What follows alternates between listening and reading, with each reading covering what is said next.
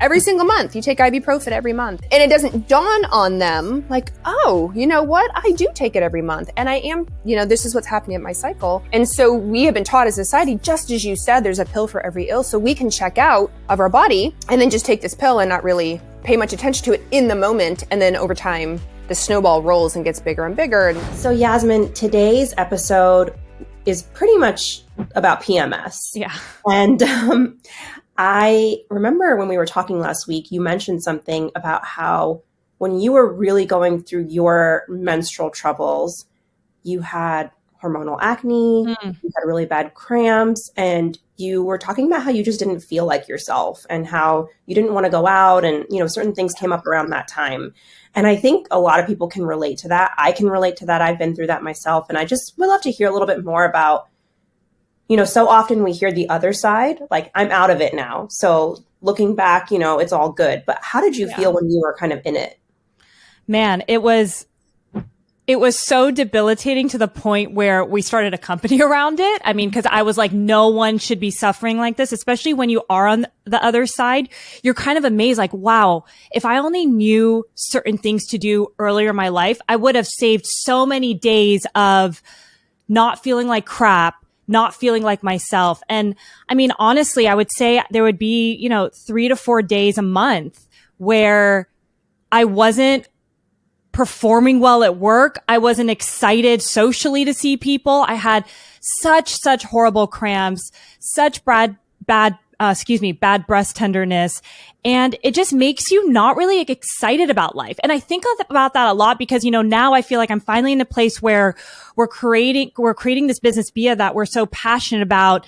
And I'm doing, this podcast, and it just requires so much passion and energy. And I really, truly don't think I could be doing everything that I'm doing now if I was dealing with these horrible PMS symptoms that at the time I thought was completely normal. So it's like I'm so passionate about conversations like what we're going to get into today of educating women on what they can do to really reach their highest potential, because I didn't even know that existed.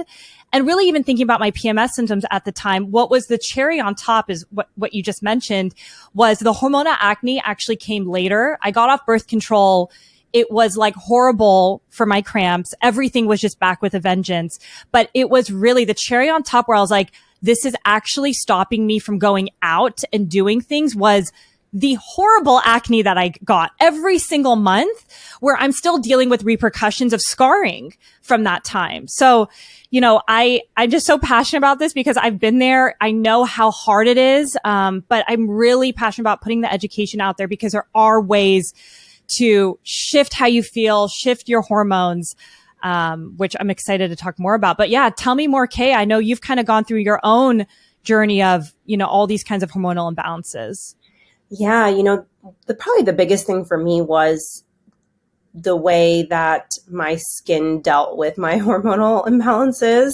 I didn't necessarily have just hormonal acne. I had acne caused by gut imbalances, food intolerances, and I struggled with it for a very long time. And I still, again, like you, Yasmin, I have scarring. I'm still kind of working through it. I think the one thing that I will say, and it's a lot easier said than done, is if anybody's listening to this and they have something they feel really insecure about, if they have acne or whatever it is, please, from the bottom of my heart, I'm asking you, do not let it stop you from living your life. Because I look back on those experiences, and towards the end, I really tried to just continue to do what I wanted to do regardless. But in the beginning, I really prevent it from showing up in social situations, or, even if somebody wanted to come over and I didn't have makeup on, I would say like, I can't hang out right now, or whatever it is. And I look back on that and I just think, gosh, we let so many of those things, whether it's not feeling like skinny enough in our bikini, stop us from going to the beach, or letting our acne stop us from going out, or whatever it is. And I just kind of look back on that girl and I want to hug her and I want to say like, please don't let those types of things stop you from getting out into the world, because you just don't want to have any regrets. And I also understand that that's easier said than done, but you can work on your health and still be out in the world. You don't have to perfect everything before you can put yourself out there. Like, people want to hear the stories while you're going through it. So, I think this podcast episode is going to be super helpful for anybody who's dealing with any of the things that Yasmin talked about. PMS, breast tenderness, cramps, whatever it is. So we're super excited to introduce today's guest. Yes, we'll be interviewing today Dr. Carrie Jones. She's a internationally recognized speaker, consultant, and educator on the topic of women's health and hormones with over 20 years in the industry. And Dr. Jones graduated from the National University of Natural Medicine in Portland, Oregon, where she also completed a 2-year residency in women's health, hormones, and endocrinology. She was the medical director for the Dutch test for several years and is a clinical expert for the Lifestyle Matrix Resource Center and Under Armour. Currently, she is the head of medical education at Rupa Health and host of the Root Cause Medicine podcast. This interview is so perfect for our beeya community. If you have PMS, heavy periods, estrogen dominance, low progesterone, acne, cramps, or any of the other gnarly symptoms that come from bad periods, or you know anybody who struggles with their menstrual health, you're going to want to tune in to this episode. So let's get into it. Dr. Carrie Jones, we'd love to start with the basics, actually. You know, there's definitely a lack of education when it comes to women and us really understanding our hormones. So I'd love to get your perspective. What are hormones and why is it so important for us to understand them? Oh my gosh. Well, first of all, thank you so much for having me on. Hormones is absolutely my favorite topic to talk about because I feel like if women just got a little bit of explanation when we were in school, it would just solve a lot of problems for us. If we just knew what was happening and knew how to self-adjust, it would probably save trillions of dollars, doctor's appointments, and a lot of heartache, right? So a hormone, that I tell people, is essentially a text message. It is a molecule. It is basically a thing that goes from one gland to another gland and tells it what to do. For example, the brain will send a hormone to tell your thyroid to make thyroid hormone, which then go out into the body and do stuff. Or your ovaries send out a hormone. They send out estradiol or progesterone. And of course, those hormones do things with your mood, with your bones, with your brain, with fertility, all sorts of stuff. So that hormone, however high or low level that it is, being a text message is like, is it a normal text message that's just sent on time, communicates, or is it in all caps, bold? Is it there a time delay? You sent it at noon, but your friend didn't actually get it till 3 p.m. for some reason. It's the same thing in your body with your hormones. And so we need them. We need them at specific amounts and specific times, crystal clear communication, so that we can basically activate or deactivate certain things in our body that help us do better, feel better, and achieve our goals. I have not heard somebody so succinctly talk about hormones in a way that I understand. So I love this. I love this, Carrie. So I actually want to get your perspective also on maybe, some of the signs of what does a hormonal imbalance look like? Because for so many years, I was living with a hormonal imbalance. And it wasn't really until Kay and I started the company that I really began to understand, like, just because these symptoms are common, it actually is a red flag and doesn't mean it's normal. So I'd love to get your perspective around that. And I love that you said that common does not equal normal, but we get taught all the time, common is normal. Oh, you have cramps, totally common. Oh, your periods are heavy. Yep. It runs in the family, totally common, right? I get headaches at my period. Yeah. Well, so does your aunt. It's very common. It's like, no, these are big symptoms. And so all our hormones are a little bit like Goldilocks, too little or too much, and we're symptomatic. And it depends on the hormone. So let's stick with like estrogens, like the estradiol, which is our big potent one. So if we don't have enough estrogen, we tend to feel or be menopausal. So we might have hot flashes or night sweats even when we're young. We may have bone issues, bone loss, bone fractures, osteoporosis, osteopenia, even when we're young. We may have brain issues, brain fog, depression, worse anxiety at any age. Now, too much estrogen relative is the opposite. Now that's when we're getting into things like my periods suck. I have PMS, premenstrual syndrome. I'm bloated. My periods are heavy. I'm growing things. I'm growing polyps. I'm growing fibroids. My endometriosis is worse. My mood is worse. And so if you're too low or too high, you can get these symptoms. And as I'm saying these, I know a lot of women listening, men too, can relate. I mean, these hormone symptoms can happen to any gender, it doesn't matter. But predominantly for the women that are listening, they're like, yeah, that's me, or I get really tired, or I get GI symptoms, or my skin breaks out, or my hair loss is worse. I'm like, I know hormones can play a role in all of those symptoms. And what do you think is, and we'll dig into this so much more in the interview. There's a lot I feel like we could talk about right now, but I'm curious, why do you think, or what do you think are some of the causes of what's causing these hormonal imbalances with women? Because it is so prevalent. And I believe it's like 80% of women are dealing with some kind of hormonal imbalance, whether they realize it or not. Yeah. Oh my gosh. And honestly, and people hate when I say this because it's not sexy, but a lot of it is our diet, our lifestyle, and our environment. So our hormones, I call them text messages, but they also react. They're reactive. They're dramatic to everything around you. So if you are trying to type out a text message and your dog knocks your phone out of your hand, the text is not going to go through. It's the same in your body. If a part of your body is trying to send a hormone to another place and you're, overtired, undernourished, missing nutrients or vitamins, or exposed to chemicals, it's the equivalent of the dog knocking the phone out of your hand. Like, it's just not going to happen the way that you want. And so I say it's not sexy because what does everybody want? We all want a magic pill. Carrie, what's the one pill that's going to fix my PMS? What's the one pill that's going to help me not be moody the day before my period? I'm like, well, actually, we have to start with the diet, the lifestyle, and the chemicals. And especially those chemicals, because people don't realize they act like hormones. So they're called endocrine disrupting chemicals.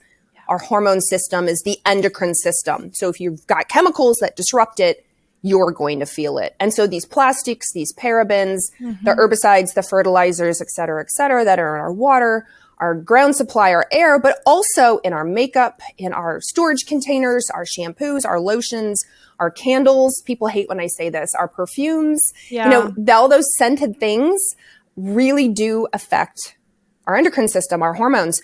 And what they do is they act like a hormone. So they don't mimic, as in they don't look exactly alike, like a twin, but it's close enough. And the body can't tell the difference. It isn't quite sure if plastic is plastic and it needs to get rid of it, or if it kind of looks like estrogen. So I guess we'll just let it bind to an estrogen receptor, and turn it like a lock and a key.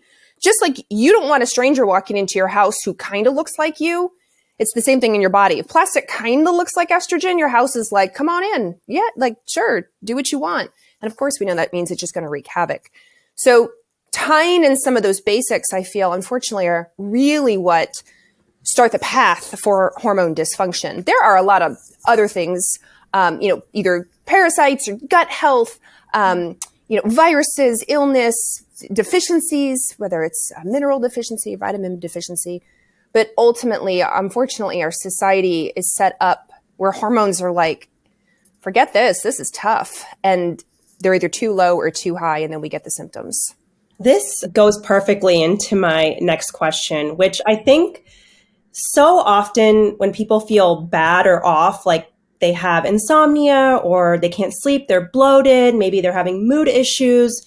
What's really disempowering in that situation, I think, is the pill for every ill model, which is, I'm not sleeping well, maybe I'll take an Ambien, I have anxiety, I'll take Xanax or whatever it might be. And I think medication can absolutely be necessary in some of those situations. But what's more empowering to me is just having a basic understanding of what's happening in the body. I remember when I went to grad school and we were learning about the Krebs cycle and all the vitamins and minerals and nutrients that you need for your body to just function. It was so empowering because it's like, if you don't have just some of these basic things are not being met, some sort of imbalance can occur. And I think so often in the case of hormonal imbalances, people, they're like, I feel off, and maybe they're given, hey, just take birth control, or here, take the sleeping pill, or whatever it is, versus going to their practitioner and their practitioner saying like, let me explain a little bit of what's happening in the body so you might be able to use nutrients or lifestyle or whatever it is to fix this. So I want to paint a common picture of something that we hear, and I would love for you to tell us what's happening in the body in this situation. So somebody is having PMS, breast tenderness, heavy periods, they're really moody in the luteal phase. I know it can be a lot of things, but big picture, what's going on in the body? Oh my gosh. So first of all, here to the first part that you said. Absolutely. I am shocked at the number of, I shouldn't be shocked, but yet every time I am shocked at the number of people, you might ask, well, how often do you take ibuprofen, for example? Mm-hmm. Oh, I take it at least every month. Well, why do you take it? I get headaches or I hurt. Where are you in your cycle? It turns out it's close to my period. Every single month, you take ibuprofen every month. And it doesn't dawn on them like, oh, you know what? I do take it every month. And I am, this is what's happening at my cycle. And so we have been taught as a society, just as you said, there's a pill for every ill. So we can check out of our body and then just take this pill and not really pay much attention to it in the moment. And then over time, the snowball rolls and gets bigger and bigger. And suddenly, unfortunately, we're usually on a bigger, better, worse, not even better, bigger, more worse things that can happen. And so to go to your second question, which is the picture of terrible PMS, bad periods, feeling bloated. So the finite detail of that really is an estrogen progesterone issue. Now, what caused that estrogen progesterone issue is very varied. But what happens in the luteal phase is that when you release the egg, when you ovulate, you are supposed to be making boatloads of progesterone, boatloads, milligrams worth, which is a lot. Milligrams is a lot. Think of a supplement. Your supplement is in milligrams, whereas you only make micrograms amount of estrogen, estradiol. But if that is shifted at all, if your milligrams are dropped way down of progesterone, or if your estradiol is making a lot more micrograms than you expected, maybe you didn't ovulate at all, so your milligrams of progesterone is 0, so estrogen's winning. Either way, that ratio gets knocked off. And because of that, you do not get the soothing, calming, relaxing effect of progesterone, the beet bloating effect of progesterone, you lose that, but you get all the growth part of estrogens. So now you get the heavy periods, the feeling bloated, the water retention, the moodiness, because estrogen can play a role in your brain and the mood when it's too high or too low. And so poof, now what she says, now she's calling you two. She's looking up on your websites, like, what, give me something, help me to figure out what's going on. And really, it's this imbalance between estrogen and progesterone at the tiniest level, the most finite level. And that was definitely me. So when I was on birth control, right, I didn't know otherwise. I had horrible PMS. I get off of it. My hormones wreaked havoc. And I definitely had higher estrogen because I had all these things that you and Kay are talking about: breast tenderness, bad cramps, moodiness. And I'd love to get your perspective on, we talked about a few things, but maybe what are some of the top things that you see? We talked about diet and lifestyle, which Kay and I preach so much. But maybe what are some of the top things that you see with your patients that help kind of metabolize someone who might have higher estrogen? Yeah. Oh my gosh. So the first thing is your estrogen. I talk about estrogen detoxification a lot, and detoxification in our body is not, it happens 24/7, 365, right? Your body is constantly breaking down and clearing out everything you come in contact with. And so I will often get asked, Carrie, what's the best estrogen detoxification? What juice drink can I do? What supplement can I take? And I'm like, oh no, estrogen, quote, cleanses isn't like a 3-day thing or a 7-day thing. Like, it happens every day. It happens on your birthday. It happens on Christmas. It happens on Sundays. Like, it does not matter. It is happening all the time. So we have to be aware of it all the time. And a big part of estrogen detoxification happens in the liver. Then a big part happens in your GI tract, and a big part happens through your kidneys. So we know of other ways to detoxify, whether you breathe it out or sweat it out, your lymphatic system. Your hormones mainly stick predominantly to liver, GI tract, and kidney. So I'm thinking first and foremost, liver. What medications are you on that are heavy hitters on the liver? Are you taking Tylenol or acetaminophen often? Big hitter on the liver. How much are you drinking? Alcohol is a big hitter, right, on the liver.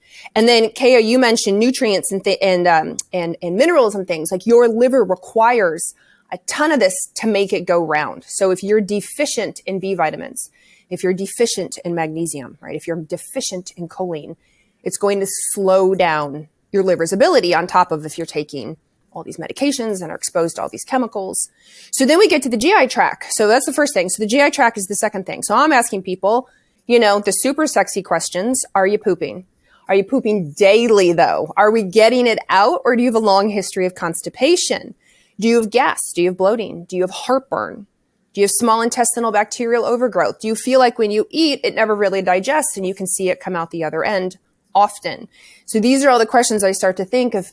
If you're having issues in your GI tract, you're probably going to have issues getting your estrogen out. And then kidney, are you hydrated? Or are you taking medications that might be slowing down or affecting your kidneys? And it's amazing the number of people who truly are underhydrated.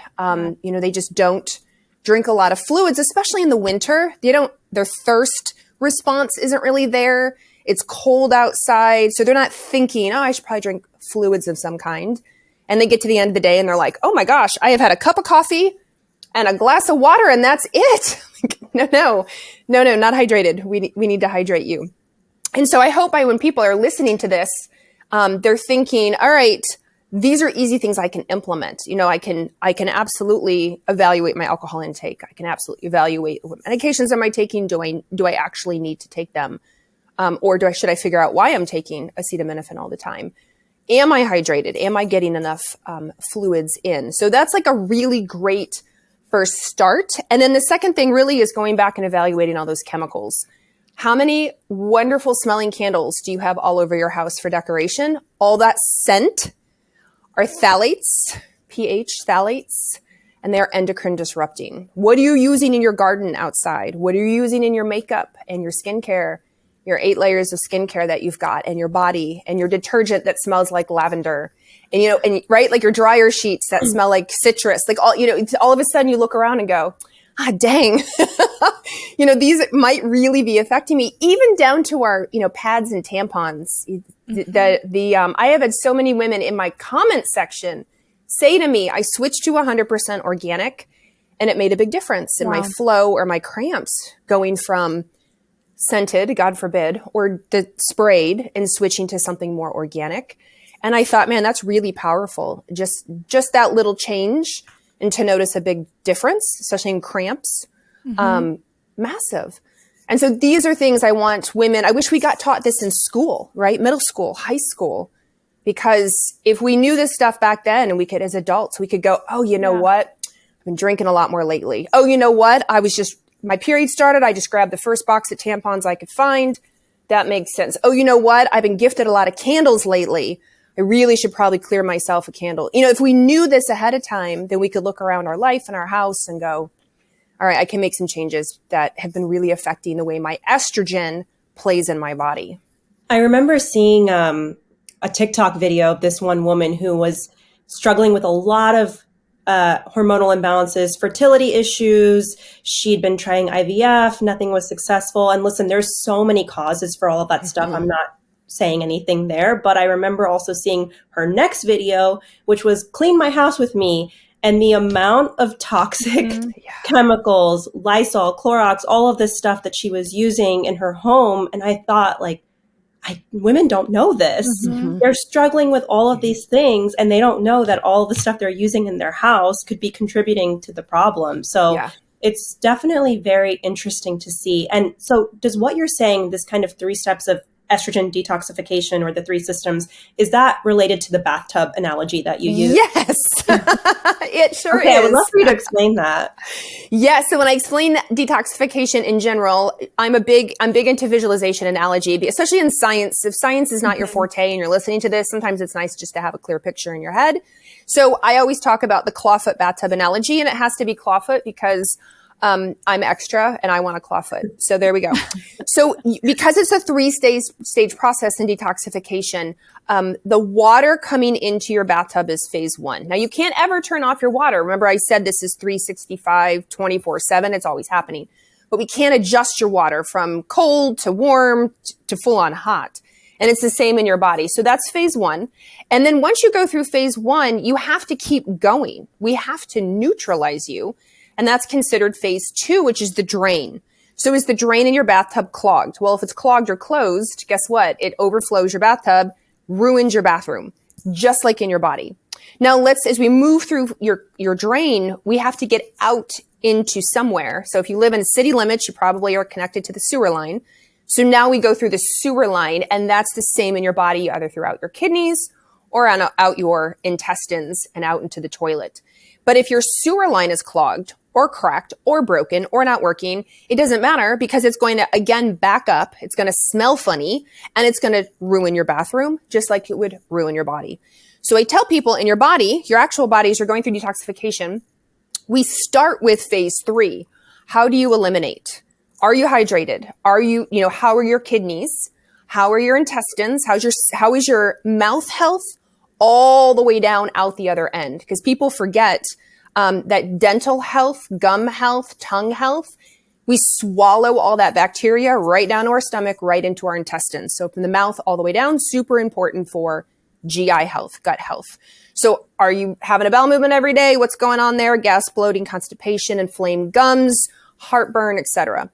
And then we work backwards. Now I'm going to look at your drain. So your drain is about neutralization. And in your body, you use certain nutrients to do that. Magnesium is a huge one. And literature shows a lot of people are very magnesium deficient. Now, magnesium is a tough one because everyone says, well, what magnesium should I take? Because some magnesiums will induce diarrhea, like it will really move through the body, and others are better absorbed and they have a more maybe calming effect, like in magnesium glycinate, or maybe affects muscles like magnesium malate, or the brain, which is magnesium threonate. And so I understand even magnesium is kind of challenging because some people go, oh, I don't like magnesium. It makes me have diarrhea. I'm like, oh, just the form. We just need to switch your form. And then zinc is another big one. And zinc got so much press, of course, the last couple of years because of the immune system. And so we might be zinc deficient just because it's been busy fighting viruses, but we're not eating a lot of foods with zinc in it, or we're not taking, our multivitamins we've forgotten, or we're not getting an extra zinc. And so we're thinking immune system, but the body goes, hello, zinc is used in so many reactions, including detoxification. So now we're at the drain, and then we just go up one. So up one is the water. How do we adjust the water? And so the water is as we go through the first part of the liver predominantly. And this is where, with estrogen in particular, estrogen has 3 kinds of choices it can go down. So it can go down pathways that are maybe, let's say, like good or better, okay, and worse, let's say. And remember, we can't ever change we can't turn it off, but we can redirect somebody's water. So when it comes to estrogen, there is a pathway. We call it the 2 pathway. Thankfully, they're numbered, so it helps make it easy. But we have a 2 pathway, we have a 4 pathway, and we have a 16 pathway. The 2 pathway is the pathway that we'd prefer. And the 2 pathway responds really well to your brassica family of foods: broccoli, cauliflower, Brussels sprouts, those kind of foods. It responds really well to like just sprouts in general, broccoli sprouts, as opposed to full-grown broccoli. And so by eating those foods, you're going to support that better pathway, that 2 pathway, throwing in some broccoli sprouts, to your smoothie or your salads.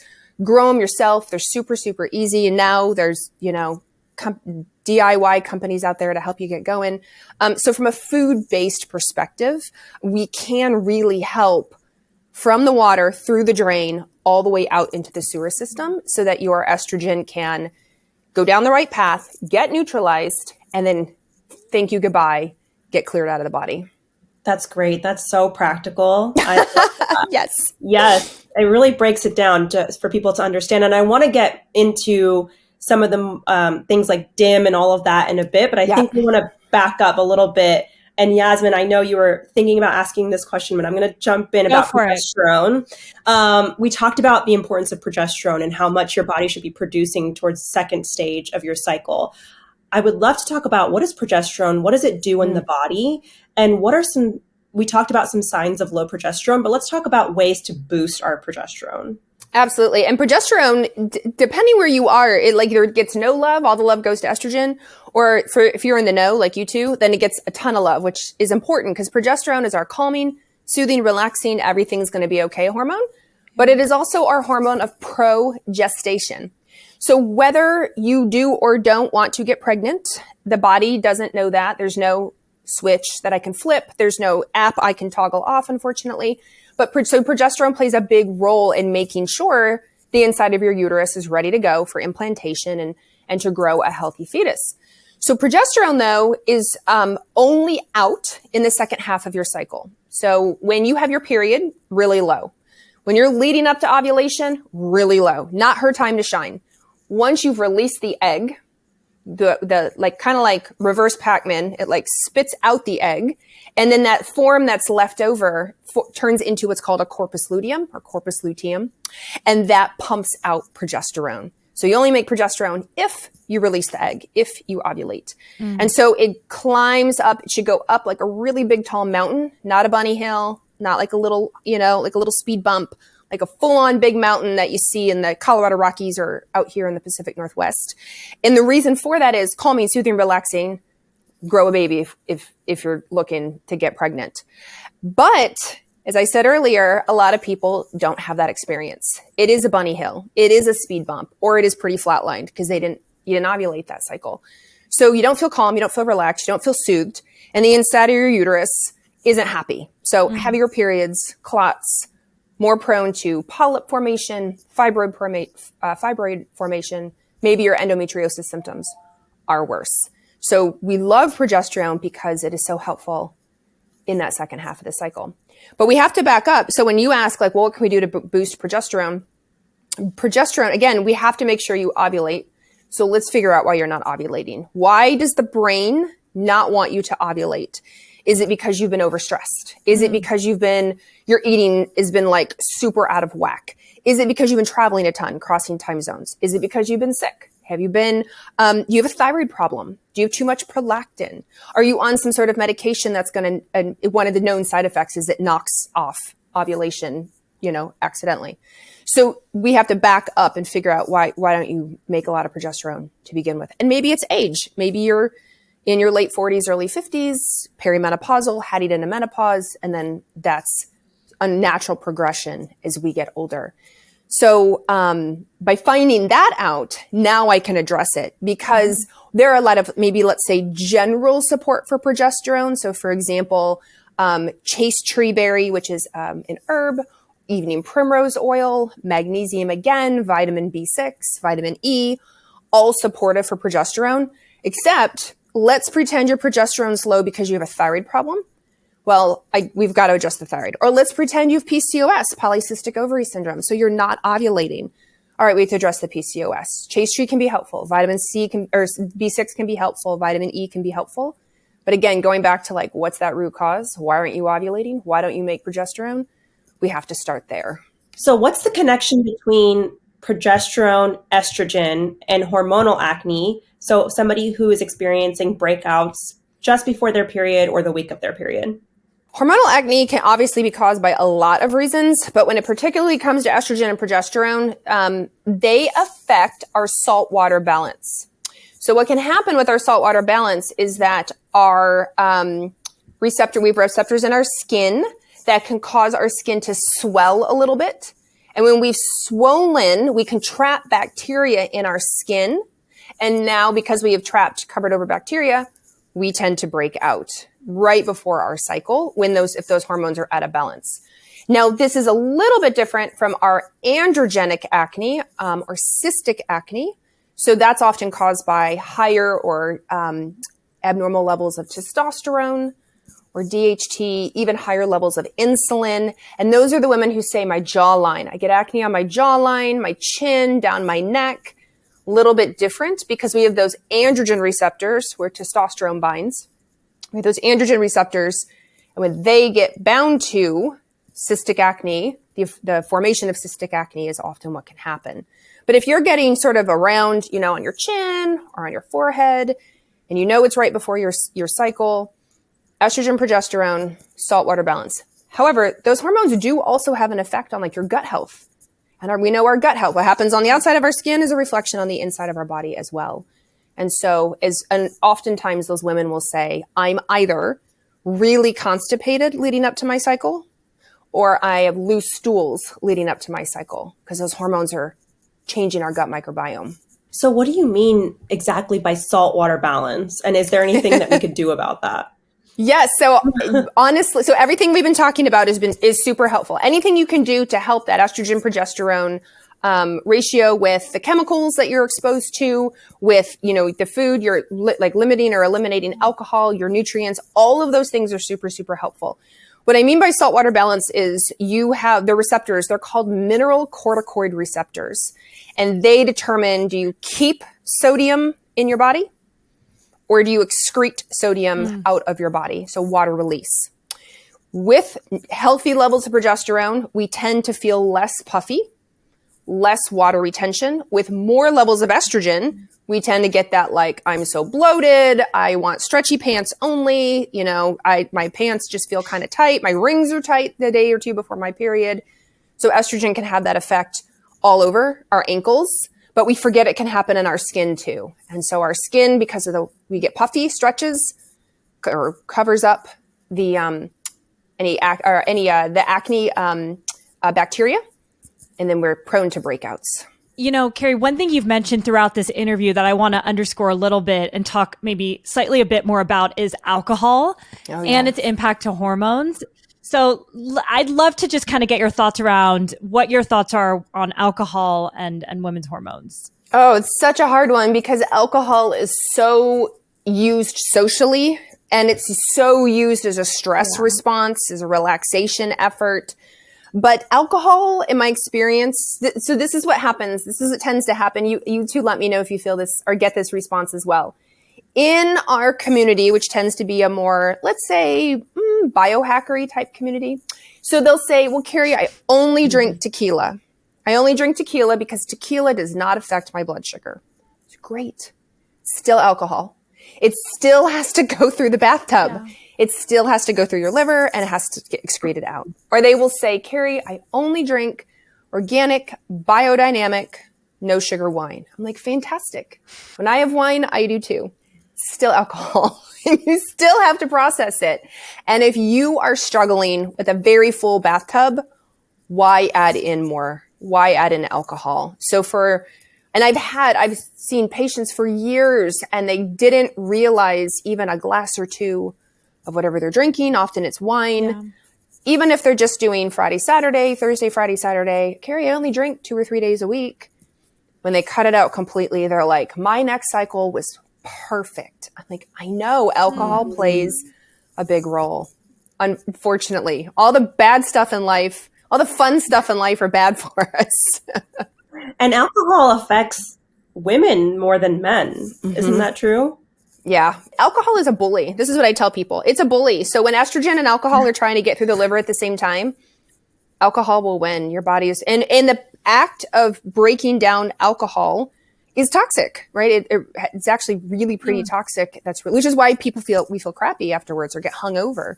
One of the reasons. The other is dehydration and losing out on, B vitamins and things like that. But yeah, it's just really hard for us. And it tends to get harder as we get older. Our enzyme ability to break down alcohol decreases as we get older. So what we could do at 21, 22, by the time we're 32, 42, 52, ouch, it doesn't work the same. And I'm kind of thankful for it because alcohol makes me feel like shit. So it's just not worth it at this point. I know. I pick and choose your battles that I tell people. Yeah, people, they're like, are you completely against alcohol? I said, no, I definitely on a special occasion. I was on a girls trip actually 2 weeks ago and absolutely enjoyed my glass of wine. You better believe it, with my best friends. But do I normally drink? I don't, not anymore. I feel like you, Kaya. I feel terrible the next day, even with one glass. So I just limit it to special occasions. Yes. Amen. I went to a friend's birthday this other day and I don't drink because once I kind of here and there occasionally, but I just feel significantly better. But I had one drink Saturday night and it was just like you were saying, Carrie, like good tequila. I'm like, okay, if I'm going to do it, it's going to be like high quality. The next day, I'm like, it's just not worth it. And it's just, I wasn't functioning. And so I think like you kind of mentioned with some of your clients, once they stop and you see how amazing you feel, it's like you don't even want to go back to that. So it's my biggest motivation of not drinking, just because I feel significantly better there. So I would love to talk about cramps. So a lot of people come to beeya and start seed cycling, I would say probably in the top 3 reasons is because they have very painful periods. So they're getting a lot of cramps. They might have to stay home from school or work the first few days of their period. It's just completely interfering with their lives. Like, they have to take pain medication. So what's going on in our body when we have extreme cramps? The mechanism of action behind cramps are these things called prostaglandins. So prostaglandins squeeze. They cause spasms. So the more prostaglandins we have, the more prone we are to the squeezy, spasmy feeling, thus cramps. So then why do we have so many prostaglandins? High histamine, high estrogen, estrogen-like chemicals. So when we add all these things together, some people really, really experience pretty severe cramps. So when they go on the seed cycling, not only are they helping to balance their hormones, but they're also getting all that fiber to, one, bind up junk in their GI tract, improve their gut health, which is only going to improve their entire systemic health, lower things like histamine, and get toxins moved out. So we've got hormone balance coupled with, the GI gut benefit, and now their cramps tend to improve, tend to feel better. Yeah, I love that explanation. Some of the other things that we talk about when we are going through the education, coming back to estrogen, is things like DIM, calcium diglucarate, and sulforaphane. And I know they're different and they have different purposes. So I would love for you to walk us through, because I think I never heard anybody explain it the way that you do. Like, hey, just slapping DIM on your problems is not going to help unless you're working on all of the other stuff that needs to be worked on. So what are these things? When are they beneficial? We'll start with DIM. So DIM stands for diindolylmethane. And it comes from your broccoli, kale, cauliflower, Brussels sprouts group of family. It's a supplement. And what it does is it helps push your estrogen down that better pathway that I mentioned earlier, that 2 pathway. So remember the numbered pathways of the water, the 2 pathways, the better pathway, DIM helps you go down that pathway.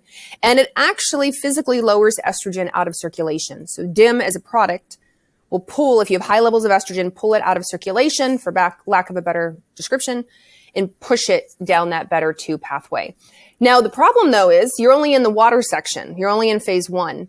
But if your phase 2 and phase 3 aren't working, then you can still have bathtub overflow issues and ruin the bathroom. It's the same in your body. So now we're going to move to sulforaphane. Mm-hmm. Sulforaphane is my personal favorite. Sulforaphane comes from broccoli sprouts, not broccoli, the whole floret, but actually broccoli sprouts. And when you chew up broccoli sprouts, you make sulforaphane. And sulforaphane helps a lot with the drain. It really helps move the phase 2 detoxification. In fact, I believe it turns on some 200 phase 2 detoxification enzymes. So that helps the drain. Then we talked about calcium diglucarate, CDG, and that calcium diglucarate is in your phase 3. That works in your GI tract. That helps estrogen that is in a box with a lid and a bow on it stay in the box. So calcium diglucarate essentially tapes it down even further, even more, so that you don't have little scissors coming around or little knives opening up the box and estrogen can fly free out of the GI tract. So calcium diglucarate is great for your sewer line, if the bathtub analogy, to keep it out. So when people say, well, where do you start, Carrie? What's your favorite? I prefer to start with phase 3, the calcium diglucarate and GI help, sulforaphane, and then if I need to, DIM, or maybe we wait. Maybe you don't actually even need DIM after you've worked on all these other things. Wow, that's super helpful.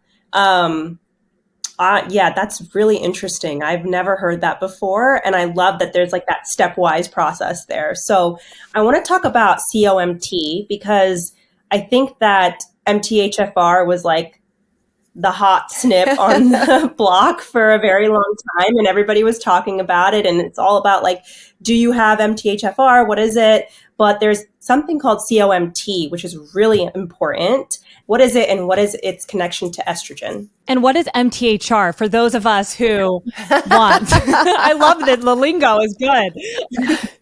Yes, MTHFR, methyl tetrahydrofolate. So it is a So MTHFR and COMT are SNPs, SNPs. SNPs, basically they're little genetic variants that can affect how you do or don't handle folate from your diet or from supplements, etc.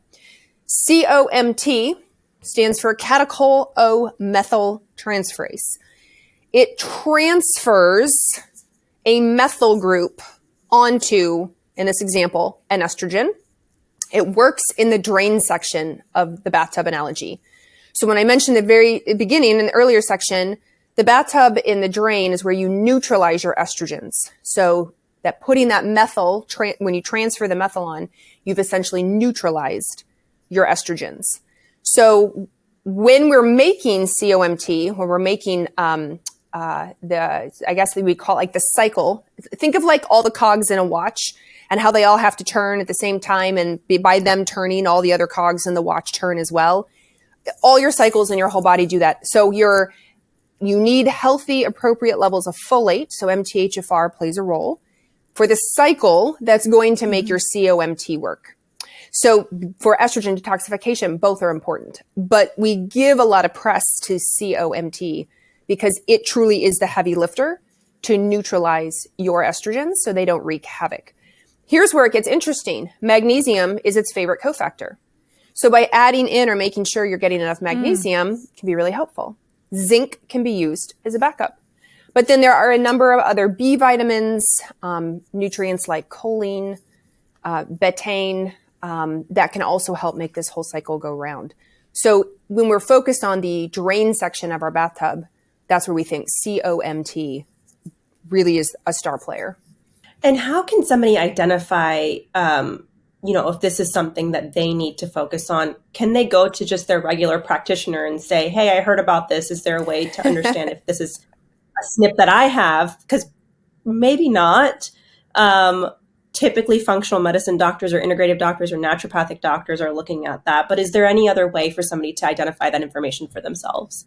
Nowadays, a lot of people have this information because they've chosen to get genetic testing done. So maybe they've done the real popular one for a while was 23andMe. So a lot of people have this data, but had no idea what to do with it because there was no education around it when it first came out.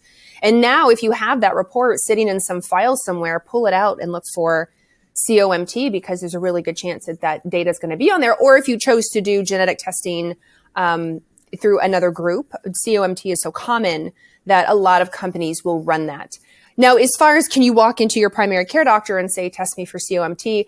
Unfortunately, they probably won't. They might test you for MTHFR, but they might look at you like you're a little bit crazy or that like, oh, you learned that on social media, didn't you? When in fact, we all know that it can be really, really important in somebody's health. So to learn specifically about COMT, MTHFR, and a whole bunch of other SNPs, you will have to get into the genetic testing to know that specifically. Knowing that information, though, is just like a blueprint. That's how you were born. That's how you were created. But then we want to see how does it actually manifest in your body. I want to see your estrogen and your estrogen detoxification markers, right? I want to see your folate levels as an example, or markers around folate, such as homocysteine. So what's great is that we can look at the blueprint using genetics, but then I can actually see it in real time with other testing. So let's talk about PCOS. What is PCOS and what are some common misconceptions around PCOS? Polycystic ovary syndrome. It's actually one of the number one endocrine disorders that women can have. And it unfortunately is often maybe discussed as if it is an overweight woman who has cycle issues and really high insulin, when we know now that it really falls on a spectrum. To me, PCOS falls on a spectrum. So you may or may not have polycystic ovaries. You may or may not have really irregular cycles. You may or may not have high levels of androgens like testosterone and the symptoms. So you have to have some of those things, but it is not a one size fits all anymore. It is definitely really important to know that you can have maybe what we would call an expected weight woman for her height sitting in front of you, and her PCOS endocrines in her body is really, really affecting her reproduction, her cycles, her skin, etc. And you can have somebody who is maybe has a higher BMI, body mass index, and has no PCOS. Their insulin's fine. So this is why it's important if you suspect PCOS to not get sidetracked maybe by the dogma that's out there. There's only one way to have PCOS. There is not. And we do have to uncover some stones. We do look at insulin. We do look at androgens. We are looking at your hormones. We're looking at a lot of things when it comes to PCOS. Dr. Carrie Jones, I know we talked about a handful of topics. We 100% need to do a part 2 with you, but it was such an honor having you join us today. And thank you for just being such a wealth of knowledge when it comes to women's hormones and educating so many of us. Oh my goodness. Thank you so much to both of you. I appreciate it so much.